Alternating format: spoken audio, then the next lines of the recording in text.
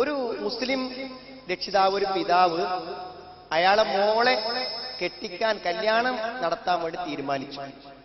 അപ്പൊ നല്ലൊരു അന്വേഷണം വന്നു. അപ്പൊ കല്യാണം കഴിച്ചു കൊടുക്കുക എന്ന നിലക്ക് അന്വേഷണങ്ങളൊക്കെ പോയി.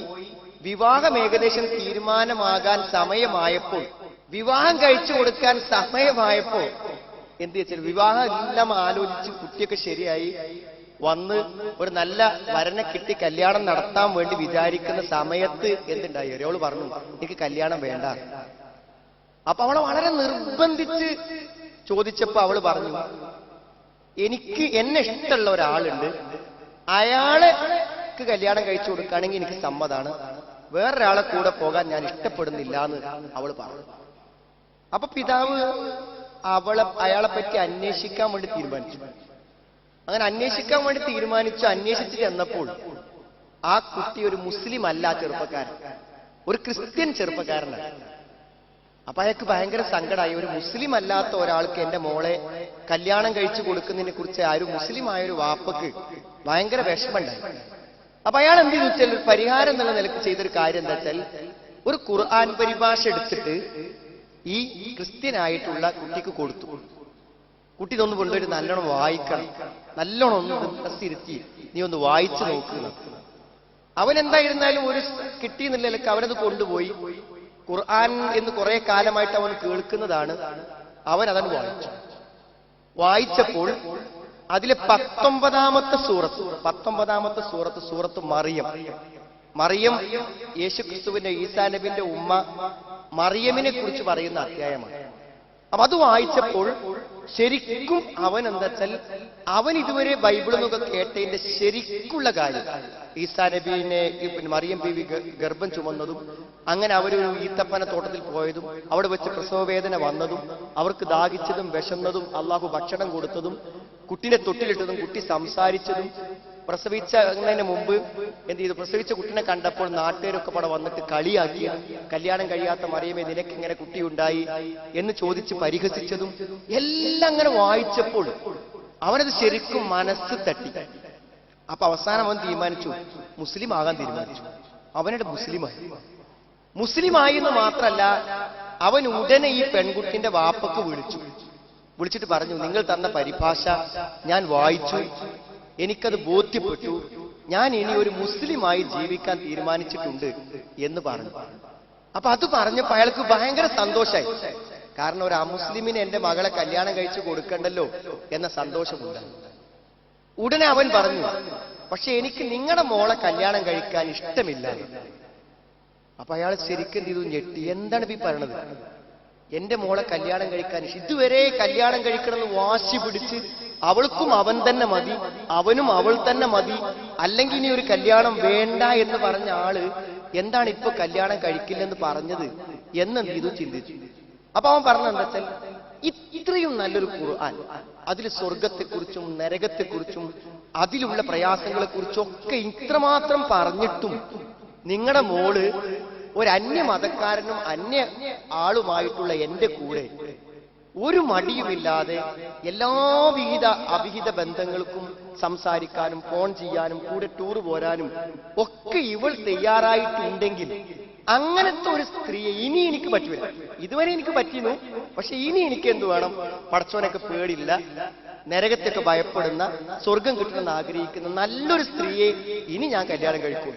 അതുകൊണ്ട് ഈ ഖുർആന്റെ കോപ്പി നിങ്ങൾ അവൾക്ക് കൊടുക്കുക, അവൾക്ക് ഈ ഖുർആൻ കൊടുക്കുക, എന്നിട്ട് അവളെ കൊണ്ടൊന്ന് നേരെ വായിപ്പിക്കുക, എന്നിട്ട് അവള് മാറുമല്ലെന്ന് നിങ്ങൾ നോക്കൂ എന്നാണ് അയാൾ പറഞ്ഞ മറുപടി.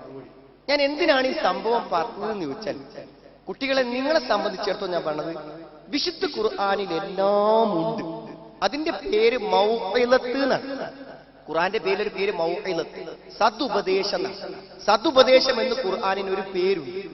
പക്ഷെ എന്താ അറിയോ, ഈ ഉപദേശങ്ങൾ പറയാന്ന് പറഞ്ഞാൽ അത് കേൾക്കുന്നവരെ സംബന്ധിച്ചിടത്തോളം അത് പല രൂപത്തിലാണ് ആളുകൾ മനസ്സിലാക്കുക. ആർക്കും ഇഷ്ടമില്ലാത്തൊരു കാര്യമാണ് ഉപദേശം. നമ്മൾ ബസ്സിലൊക്കെ പോണ സമയത്ത് കണ്ടക്ടർ വന്ന് പറയണം, ഈ സീറ്റുകാരൊക്കെ എന്താ ഇവിടെ ഇങ്ങനെ ഈ ഡോറങ്ങ് നിൽക്കണത്, ഒന്നൊന്ന് മാറി നിൽക്കണോ, നീങ്ങി നിൽക്കണോ എന്ന് പറഞ്ഞാൽ ഉടനെ നമ്മളെ മനസ്സിലെന്താ തോന്നുവെച്ചാൽ അവിടെ തന്നെ നിൽക്കാനാണ് തീരുമാനിക്കുന്നത്. എന്ത് ചെയ്താലും അവിടെ മാറരുത് എന്നാ വിചാരിക്കുക. അത് ആളുകളെ സംബന്ധിച്ചിടത്തോളം ഉപദേശം പറഞ്ഞാൽ അങ്ങനെ ഉമ്മ എന്തേലും പറയാൻ തുടങ്ങുമ്പോഴേക്കും എന്താ വെച്ചാൽ ഇവിടെ ഹാരിസ് മാഷ് മൗലവി പറഞ്ഞു, എന്താ വെച്ചാൽ എല്ലാ നിലക്കും മാതാപിതാക്കളെ സ്വീകരിക്കണം. എല്ലാം നമുക്ക് കേട്ടു, എല്ലാം നമുക്ക് സ്വീകാര്യമായി. ഒരുപക്ഷെ ഇന്ന് തിരിച്ച് നമ്മൾ വീട്ടിൽ ചെന്നാൽ ഉമ്മനോട് നമ്മൾ ക്ഷമ ചോദിക്കും, എന്തെങ്കിലും ചെയ്ത് നിങ്ങളോട് ക്ഷമിക്കണം എന്നൊക്കെ നമ്മൾ പറയും.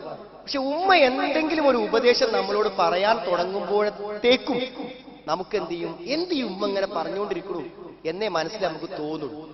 അപ്പൊ ഒന്ന്, ഉപദേശങ്ങൾ കേൾക്കുമ്പോൾ അതിനെതിരെ പ്രവർത്തിക്കാൻ ഉള്ള അഹങ്കാരം, ധിക്കാരം, അത് മനുഷ്യന്റെ സ്വഭാവമാണ്. പക്ഷെ എങ്ങനെ നമ്മൾ ഉപദേശത്തെ നിരാകരിച്ചാലും അതിന്റെ ബുദ്ധിമുട്ടൊക്കെ നമുക്കാ വരിക. ഇപ്പൊ നിങ്ങൾക്കറിയാം, അള്ളാഹു നേരിട്ട് ഉപദേശിക്കാൻ പറഞ്ഞയച്ച ആളാണ് മൂസാ നബി അലൈഹിസ്സലാം ഫിറഔന്റെ അടുക്കലേക്ക്. അത് കേട്ടിട്ടുണ്ടോ? ആ ഫിറഔൻ ഉപദേശങ്ങൾ സ്വീകരിച്ചില്ല എന്ന് മാത്രമല്ല, നല്ല അവസരങ്ങൾ കിട്ടിയപ്പോഴൊക്കെ മൂസാ നബി അലൈഹി സ്വലാമിനെ ദ്രോഹിച്ചു. അവസാനം തലേന്ന് നാട്ടുകാരെ മുഴുവൻ വിളിച്ചു ചേർത്ത് മൂസാ നബി അലൈഹി സ്വലാമിനെ ആട്ടിപ്പായിച്ച് കൊണ്ടുപോയിട്ട് കടലിന്റെ അടുക്കൽ എത്തിച്ചു. പക്ഷെ നിങ്ങൾ മനസ്സിലാക്കേണ്ട ഒരു കാര്യം, അത്രമാത്രം മൂസാ നബി അലൈഹി സ്വലാമിനെ ധിക്കരിച്ച ഫിറഔൻ വെള്ളത്തിൽ മുങ്ങുന്ന സമയത്ത് പറഞ്ഞു, ഞാൻ വിശ്വസിച്ചിരിക്കുന്നു, ബനൂ ഇസ്രായേലിൽ വിശ്വസിച്ചാൽ ലാ ഇലാഹ ഇല്ലല്ലാഹുണ്ടല്ലോ, അത് ഞാൻ വിശ്വസിച്ചിരിക്കുന്നു എന്ന് ആ ഫിറഔൻ പറഞ്ഞു. ഞാൻ പറയാണ്, ഞാൻ ഇവിടെ പറയാൻ പോകുന്ന മുഴുവൻ കാര്യങ്ങൾ അത് വളരെ കൃത്യമായി ഖുർആന്റെ അടിസ്ഥാനത്തിൽ ഇവിടെ പറയും. പക്ഷെ അത് പറഞ്ഞാലും ഞാൻ പോണമാതിരി പോകുന്ന വിചാരിക്കുന്ന ആളുകളുണ്ട്. പക്ഷെ ഒരു പശ്ചാത്തപിക്കും, ഒരു സമ്മതിക്കും, ഞാൻ ചെയ്തത് തെറ്റാണെന്ന് അവർ സമ്മതിക്കും. പക്ഷെ സമ്മതിക്കണമെങ്കിൽ എന്ത് വേണമെന്ന് അറിയങ്ങൾ, ഫിറഔൻ കുടിച്ച പോലെ കുറച്ചു വെള്ളം അകത്ത് ചെന്ന് ഇനി രക്ഷല്ല എന്ന് വിചാരിക്കുമ്പോഴായിരിക്കും ആളുകൾ അത് പറയാ. അതിന് എന്റെ അടുത്ത് ഉദാഹരണമുണ്ട്, ഞാൻ പറയാ. ഒരു പെൺകുട്ടി അവളുടെ വാപ്പ കൊണ്ടുവന്നു. ഇതേപോലെ അവള് നല്ല മെഡിസിൻ ഒക്കെ പഠിക്കുന്ന കുട്ടിയാണ്. പക്ഷെ അവള് പ്രേമിച്ചത് ആരെയെന്ന് ചോദിച്ചാൽ ഒരു SLC പോലും ഇല്ലാത്തൊരു പയ്യനെ, അയൽവക്കത്തെ ഒരു പയ്യനെയാണ് പ്രേമിച്ചത്. അപ്പൊ എങ്ങനെയെങ്കിലും ഇത് ഒഴിവാകണം എന്ന് വാപ്പക്ക് ആഗ്രഹം ഉണ്ടായി. അപ്പൊ കൊണ്ടുവന്നു. ഞാൻ മണിക്കൂറുകളോളം അവൾക്ക് ഉപദേശങ്ങൾ കൊടുത്തു. പക്ഷെ അവസാനം അവൾ സമ്മതിച്ചെങ്കിലും 1 കൊല്ലം പിടിച്ചു നിന്നു. പിന്നെ അവൾ വീണ്ടും ആ പഴയ പയ്യനിലേക്ക് തിരിച്ചുപോയി. പക്ഷെ അവൻ കല്യാണം കഴിച്ചു.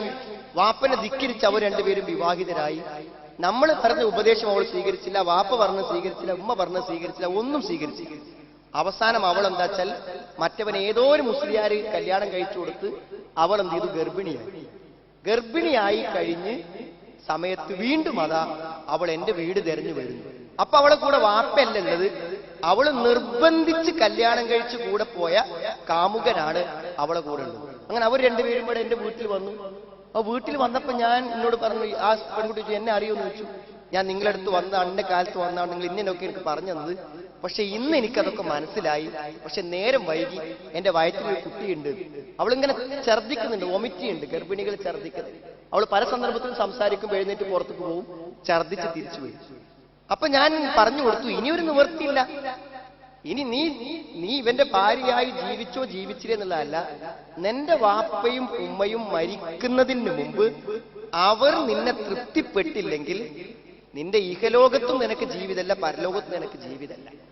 അങ്ങനെ ഞാൻ പറഞ്ഞു. അവൾ തിരിച്ചുപോയി. ആ കുട്ടിനെ അവൾക്ക് ശരിക്ക് പ്രസവിക്കാൻ പറ്റിയില്ല.